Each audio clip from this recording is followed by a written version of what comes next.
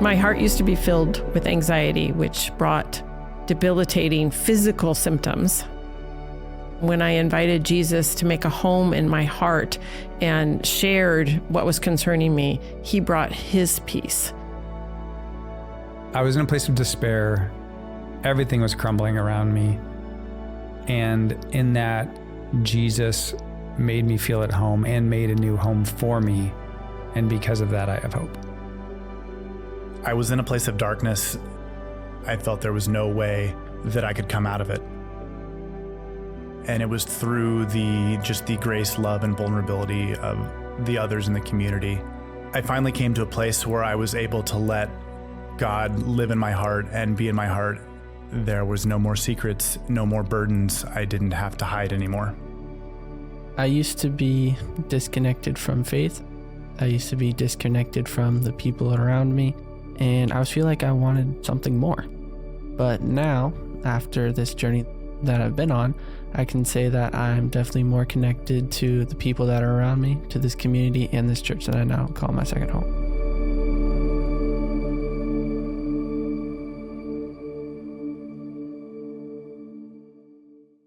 For the 4 Sundays of Advent, we've been telling the stories of the 4 people who were just in this video. Because we wanted to look at the way that our lives are. Not the way that we wish they were, the way that they actually are. And so we talked about the anxiety that we feel sometimes. We talked about despair. We talked about how it feels like there's so much darkness in the world. And then we looked at, during this Advent season as we prepared for Christmas, we looked at how Jesus changes everything. And that Jesus gives us hope that we can be different people, that we don't have to stay the way that we were. We talked about that because we believe at Christmas, God gives us a miracle. And it's the miracle of God among us who enables change in our lives and makes a difference, makes sense out of the things, and gives us hope. And that is core to Christmas for us who are Jesus followers. But it's not the message that we get from the culture most of the time. I think in the United States, there are 2 controlling influences when it comes to Christmas. The first is Mariah Carey's All I Want for Christmas Is You. And the second is Hallmark Christmas movies. This controls everything about Christmas in our culture. And the message that it gives us about Christmas is that all you really need to be fully satisfied is to be with that one special person on Christmas Day. Or all you need to do to be fully satisfied is to leave your well-paying but highly stressful job in Manhattan and go back to your family's ranch in Vermont, Ohio, or Colorado.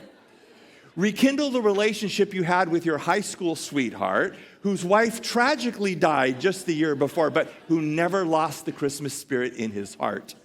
You need to attend the tree lighting ceremony in the town square and then drink hot cocoa after it's over, and everything will be okay.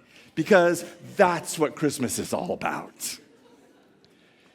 Our story is so different from that. And I want to look at it from the perspective that was brought up a couple of times in the video. A couple of people talked about home, or their second home, or belonging to a community, the importance of relationships. Home is a very, very powerful symbol for us. What do you think about when you think about home? When I think about home, I can close my eyes, and I actually still have these dreams occasionally, where I wake up in the morning and I am still in my childhood bedroom. I can see the closet door that didn't quite close all the way. I can see the curtains that were on the walls. I can see everything about that room. And in some ways, that's home to me, and it always will be. And then I think about the different places. Megan and I have lived all around the country. And at each time, each of those places was home for one reason or another. And now when I think about home, home is where Megan is. Home is where my family is, because that's where I'm loved. That's where I belong. That's where I'm accepted. That's home for me, and it's a very powerful emotion. Now, when we live, humans are not the only people that have not the only beings that have this feeling about home, because when we lived in New York, we lived in far western New York, and we were 450 miles from the city, and we were about 2 feet from Pennsylvania in both ways. And how many of you are from Pennsylvania? Anyone? Okay, that can say all sorts of things about Pennsylvania then.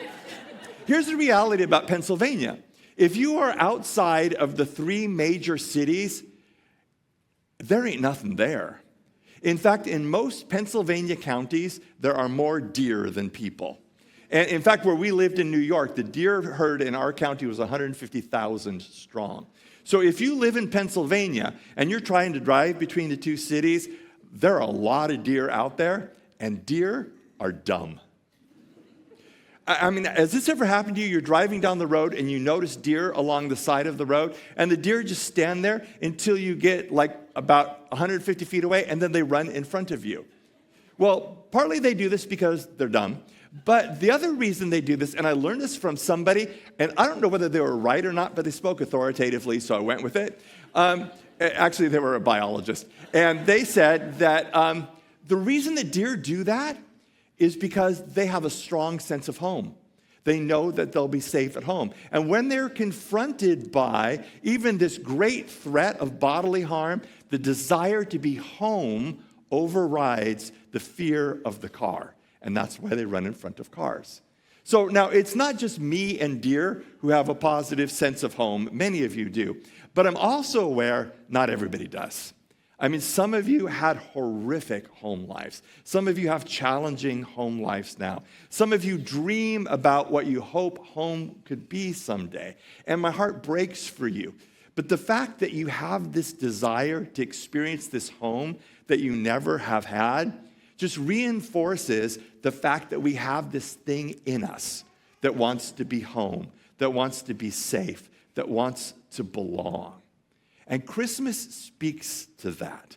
There is this great verse in the Gospel of John where John is telling the Christmas story, and he says this very familiar line, "The Word became flesh and made his dwelling among us. We've seen his glory, the glory of the one and only Father, the one and only Son, who came from the Father, full of grace and truth." The word that I want to pick up on here is the word dwelling. It is a technical word. It is only used 3 times in the scriptures. And what it really means is tabernacle.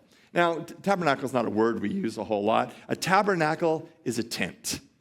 And what John is saying to us is God in Christ comes and camps next to you. He puts his tent next to your tent. Now, why is John using tent language? I mean, are these people living in tents? No, they all live in houses. They all have stone houses or wood houses. So why does he use this tent language? Well, a couple reasons. One is because houses are permanent. You can move them. It's a lot of work, but if you have a house, it's going to stay someplace. A tent is portable. A tent moves. A tent can go wherever it is that you are led to go, and that's part of it too, because not only does God come down and camp with you in a way that he can move along with you wherever you go, the real implication is that God is leading you, and he's with you, and he's on the journey because he's moving too. The other thing that this is supposed to remind us of is the whole Exodus account. In the Exodus, God is taking his people out of Egypt. They've been in slavery and in bondage in Egypt, and he's taking them out through the desert up into the promised land. And so they're going from not the life that they wanted, but the life they had. And God is moving with them to the life that he wants to give them. And the entire way, he camps with them. And he leads them, and he moves along with them because his tent is there present with them. And so we're supposed to be thinking about this. And the idea behind this is that Jesus is a little bit like Moses. Because Jesus comes, and we're not in slavery in Egypt, but we do have addictions, and we do struggle with things in our lives. We wrestle with hopelessness and despair and darkness and anxiety sometimes. We have lives that are not the way we really want them to be, but it's the way they are. And Jesus enters into our situation with a tent. so that he can be with us and move us along to the place he's taking us, to the ultimate promised land. So that's the idea of the Word becoming flesh and camping with us, because then he moves us to the place that he's taking us where our lives can be changed. And you heard that testimony. I struggled with anxiety, now I had peace. I felt like I was in darkness, and now I have light, all because of the presence of God moving along with us. But John also gives us two other clues as to what Jesus is doing in all of this. Two other words. The first is the word word. Word is also a technical word, and it is to remind us of the creative power of God. The Word was in the beginning with God, and the Word was God, and everything was created through him. And so now we go back even further into Genesis, into the original creation. And Genesis tells us before God made anything, there was just dark, and there was chaos, and there was void, and there was this sense there was something there, but there was nothing made out of it. And so the Word, the creative power of God, comes in and makes something out of it, creates something new, creates something good. And that's the language, the imagery that John wants us to have, that sometimes our lives are chaotic, and sometimes our lives are empty or void, or just seems like a mist. Sometimes we just don't know what we could or should be. But John reminds us that at Christmas, the creative power of God comes into our lives and begins to make something and bring something beautiful out of the chaos, bring light out of the darkness, bring form out of the void as Jesus makes our lives new. And then the second word that he talks about is the glory of God.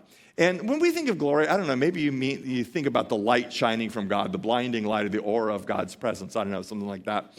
But the glory really isn't the shining light of God's presence.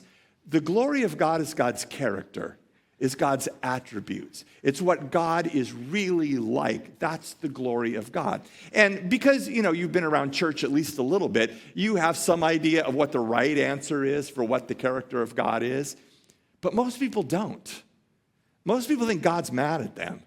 Most people think that they have failed God. I watched a video the other day, and it was kind of the faith journey of this guy. And he was talking about how he grew up in church, and he never felt like he measured up to what God's expectations were.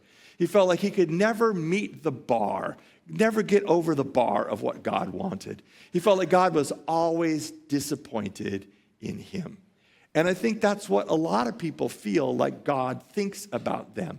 But the glory that is revealed to us at Christmas, the glory that's revealed to us by Jesus, is that God is love, and God is filled with grace, and God is filled with forgiveness, and that God wants to make us new. That's the glory of God, and that's what happens at Christmas.